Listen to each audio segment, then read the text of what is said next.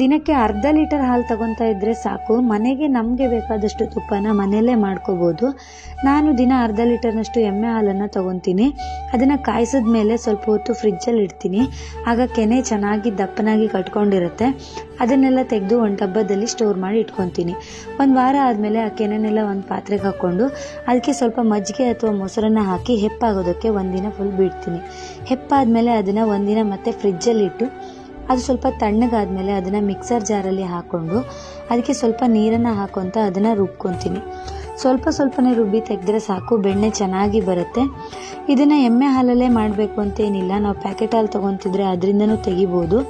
ಆದರೆ ಹಾಲನ್ನು ಕಾಯಿಸಿದ ತಕ್ಷಣ ಸ್ವಲ್ಪ ಹೊತ್ತು ಫ್ರಿಜ್ಜಲ್ಲಿಟ್ಟು ತೆಗೆಯೋದ್ರಿಂದ ಕೆನೆ ದಪ್ಪನಾಗಿ ಬರುತ್ತೆ.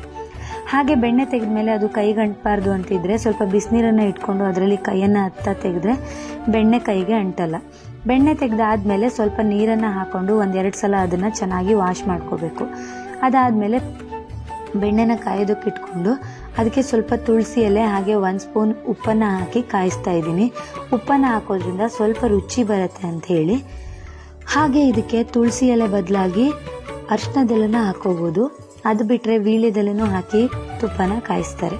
ನಾನಿವತ್ತು ತುಳಸಿ ಎಲೆನ ಹಾಕಿ ಕಾಯಿಸಿದ್ದೀನಿ. ಸ್ವಲ್ಪ ಕಂದು ಬಣ್ಣ ಬಂದಮೇಲೆ ಇದನ್ನು ಆಫ್ ಮಾಡ್ತಾ ಇದ್ದೀನಿ. ಹಾಗೆ ಇದನ್ನು ಒಂದು ಡಬ್ಬಿನಲ್ಲಿ ಸೋಸಿಟ್ಕೊಂಡ್ರೆ ತುಪ್ಪ